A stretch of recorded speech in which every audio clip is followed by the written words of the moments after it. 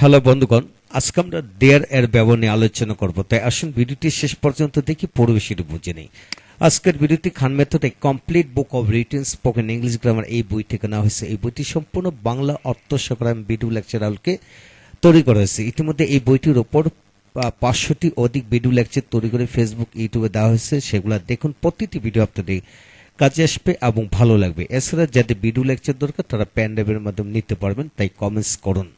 এখন আসুন মূল আলোচনা। দেয়ার এর ব্যবহার ইংরেজিতে দুটি গঠনের সেন্টেন্স রয়েছে। একটি হচ্ছে অক্সিলারি ভার্ব হিসেবে, আর একটি হলো প্রিন্সিপাল ভার্ব হিসেবে।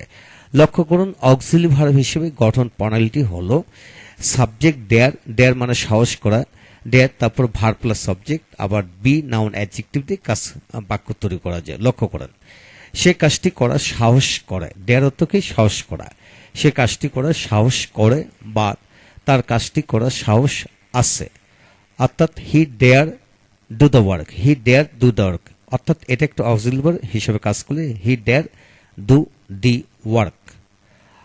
সে ডাক্তার হওয়ার সাহস করে, he dare be a doctor, he dare be a doctor. সে ধনী হবার সাহস করে, he dare be rich, he dare be rich. হ্যাঁ বন্ধুগণ, এখানে খেয়াল করতে হবে যে সাবজেক্ট দেয়ার মানে শেল উইলের মতো দেয়ার বসলো, তারপর ডু বসলো, দুয়ের পরে অবজেক্ট বসলো, দুয়ের সাথে রিলেটেড অবজেক্ট। এখানে ডু এর স্থলে হাজার হাজার ভার্ব আছে, যে কোনো ভার্ব নিয়ে আমরা এখানে বাক্য তৈরি করতে পারবো। সে এখানে আসার সাহস করে, হি ডেয়ার কাম হেয়ার। সে ইংরেজিতে কথা বলার সাহস করে, he dare speak English, he dare speak English. সে আমার সাথে দৌড়ানোর সাহস করায়, he dare run with me, he dare run with me. এইভাবে অন্যান্য ভার্ব দিয়ে আমরা বাক্য তৈরি করতে পারবো। তারপরে এখানে বি এ ডক্টর, এই ডক্টর একটি কমন নাউন, সেই কমন নাউনের জায়গায় অন্যান্য হাজারো কমন নাউন বসে বাক্য তৈরি করা যাবে। তারপরে অ্যাডজেক্টিভ, রিচ একটা অ্যাডজেক্টিভ, যে কোনো অ্যাডজেক্টিভ মানে পজিটিভ অ্যাডজেক্টিভ দিয়ে আমরা এইভাবে বাক্য তৈরি করতে পারবো। এখন আসেন আমরা দ্বিতীয় নম্বর নিয়মে যাব। দ্বিতীয় নম্বর নিয়মটি হলো সাবজেক্ট দেয়ার বা ডেয়ার্স টু, যখন টু বসবে তখন ডেয়ার একটা মূল ভার্ব হয়ে যাবে। এখন গঠন একই, dares to verb plus subject be noun adjective. লক্ষ্য করুন কিভাবে পড়বেন। সে কাজটি করার সাহস করে, he dares to do the work, he dares to do the work. সে ইংরেজি পড়ানোর সাহস করে, he dares to teach English, he dares to teach English. সে আমার সাথে ফাইট করার সাহস করে, he dares to fight, he dares to fight with me. এইভাবে হবে।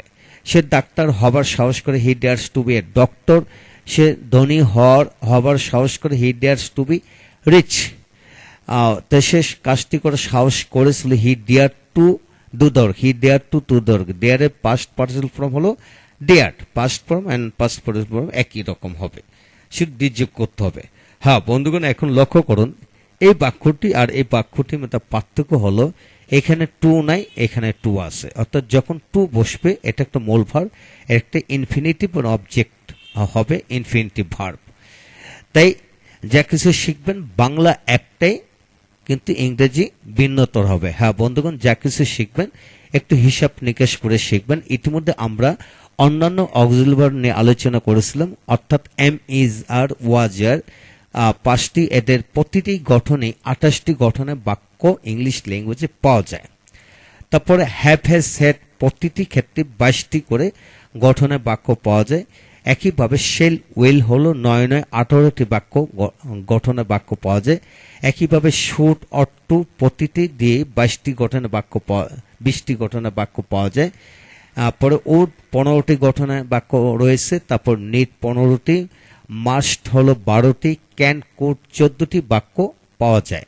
প্রতিটি গঠন আলোকে আমরা ইতিমধ্যে ভিডিও লেকচার তৈরি করে আপলোড দিয়েছি, সেগুলো দেখুন, প্রতিটি ভিডিও আপনাদের কাজে আসবে। এছাড়া যাদের ভিডিও দরকার তারা পেন ড্রাইভের মধ্যে নিতে পারেন। ভালো থাকুন। পরবর্তী ভিডিওটি আমরা আলোচনা করব ইউজ টু দিয়ে, তাই উক্ত ভিডিওটি অবশ্যই আপনারা দেখবেন ইনশাল্লাহ। ভালো থাকুন, ইনশাল্লাহ আমাদের সাথে থাকুন। Thank you very much.